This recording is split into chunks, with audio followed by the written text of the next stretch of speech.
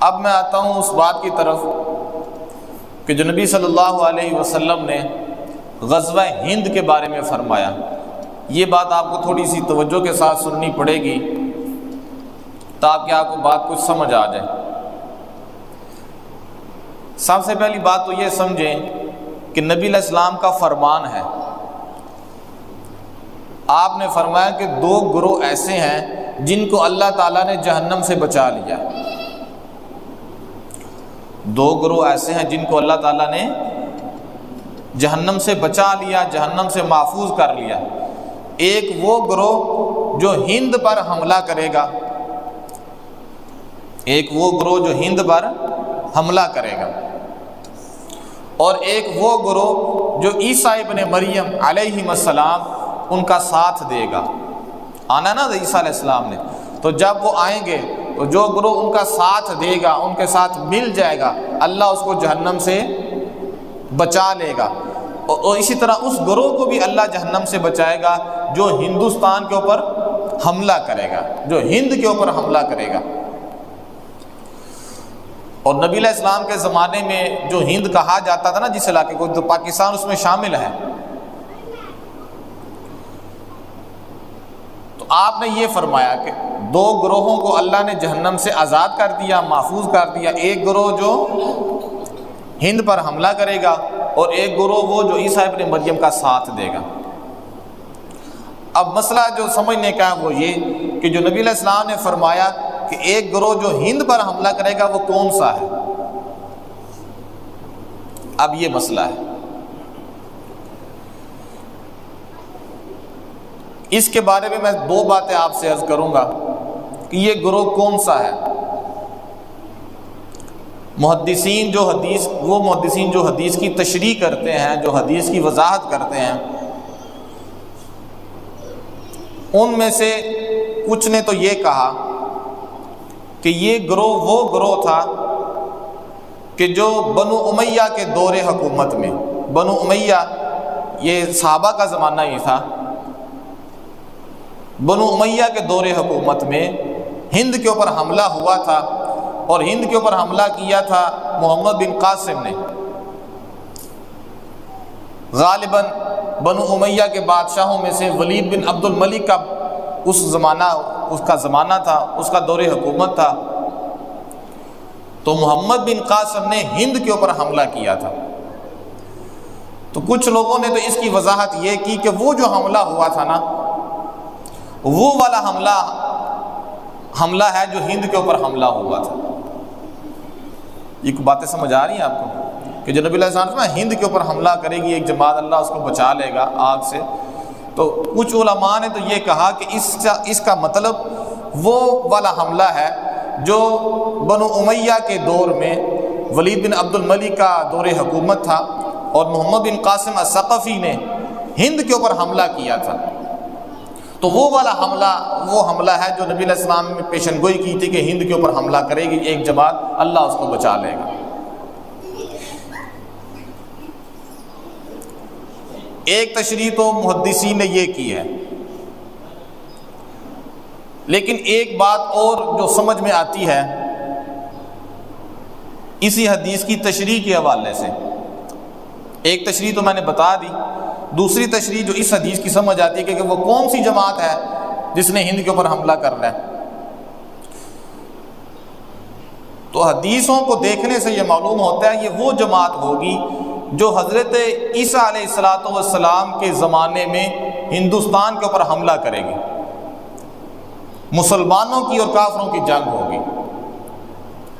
ایک تشریح اس کی یہ جو میں بھی بتا رہا ہوں کہ اس جماعت سے مراد وہ جماعت ہے جو حضرت عیسیٰ علیہ السلام کے زمانے میں مسلمانوں کی جماعت ہند کے اوپر حملہ کر کے کافروں سے لڑے گی.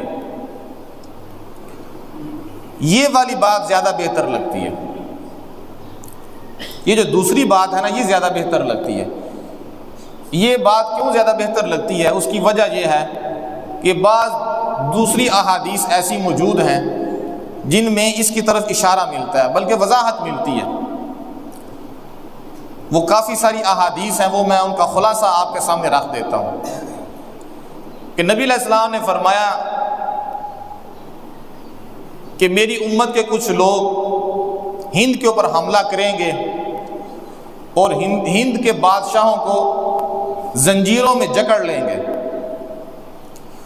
وہ ہند کو فتح کر لیں گے، تبھی تو بادشاہوں کو وہ جکڑ لیں گے، اللہ ان کی مدد کرے گا، اور اس کے بعد وہ حضرت عیسیٰ کے ساتھ مل جائیں گے۔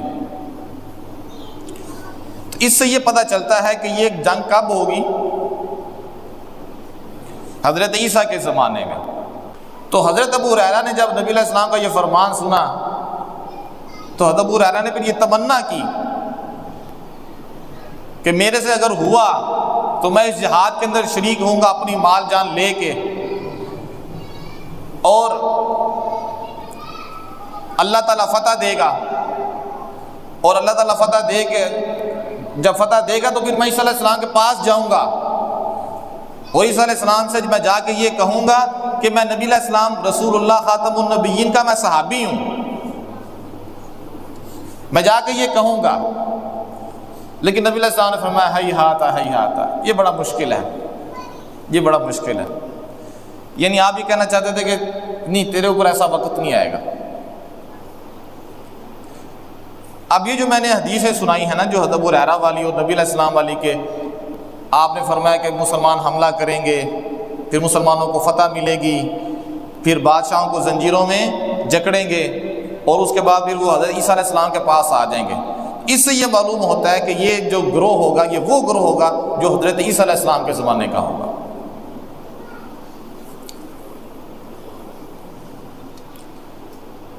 اور یہ جو میں نے بعد میں جتنی احادیث پڑھی ہیں جس میں نے وضاحت کی ہے اس حدیث کی جو پہلے میں نے پڑھی تھی، یہ بعد والی جتنی حدیثیں ان کے اوپر محدثین نے کلام کیا ہے، اس اعتبار سے انہوں نے کہا کہ یہ حدیثیں ذرا کمزور ہیں، یہ حدیثیں ضعیف ہیں، لیکن کسی صحیح حدیث کی جب تطبیق کرنی ہو تو اگر ضعیف حدیث بھی مل جائے تو رائے قائم کرنے سے بہتر ہے کہ بندہ اس کے اوپر عمل کر لے۔ ایک حدیث صحیح ہمارے پاس پہلے سے موجود ہے، اب اس کے اوپر عمل کرنے کے لیے ہمیں ایک ضعیف حدیث مل گئی ہے، تو اپنی طرف سے قیاس اور اپنی طرف سے رائے قائم کرنے سے بہتر یہ کہ اس ضعیف حدیث کے اوپر ہی عمل کر لیا جائے۔ تو اس لیے زیادہ بہتر بات اس غزوہ ہند کے بارے میں یہی معلوم ہوتی ہے کہ یہ وہ گروہ ہوگا جو حضرت عیسیٰ علیہ السلام کے زمانے میں آئے گا۔ تو غزوہ ہند، اس کے بارے میں نبی علیہ السلام نے کیا فرمایا تھا کہ جو یہ جنگ ہند کے اوپر حملہ کرے گا اللہ اس کو جہنم سے بچائے گا۔ اب یہ کون سا گروہ ہے اس کے بارے میں نے دو باتیں بتا دی، ایک یہ کہ ہو چکا ہے اور ایک یہ کہ آئندہ ہوگا۔ یہاں میں ضمناً آپ کو ایک بات سمجھا دوں تاکہ کوئی ذہن میں کوئی اعتراض نہ رہ جائے آپ کے۔ نبی علیہ السلام کے وہ فرامین جو پیشن گوئی کے حوالے سے ہوتے ہیں نا، اس میں ہوتی تو وہ سچی ہے، لیکن اس کے اندر کمی بیشی اس اعتبار سے ممکن بعض اوقات مشکل ہو جاتی ہے کہ وہ واقعہ ہے کون سا۔ پیشن گوئی تو سچی ہے، لیکن وہ پیشن گوئی کب ہوگی اس میں تھوڑی سی کمی بیشی ہو جاتی ہے سمجھنے میں۔ اب نبی علیہ السلام امت کا تو معاملہ الگ ہے، ہم نبی علیہ السلام کے زمانے کا ہی واقعہ دیکھ لیتے ہیں۔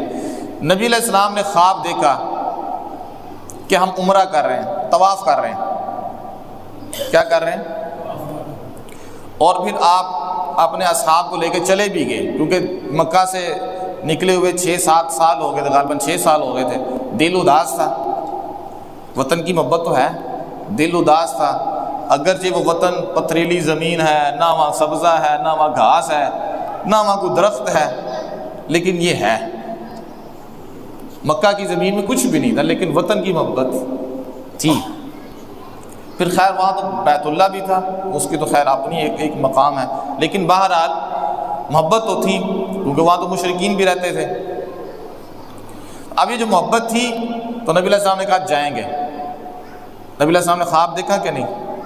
آپ جب نبی علیہ السلام گئے طواف کرنے کے لیے، پھر آپ نے عمرہ کرنا تھا، آپ نے عمرہ کیا تھا کہ نہیں کیا تھا؟ نہیں کیا، کرنے ہی نہیں دیا کافروں نے۔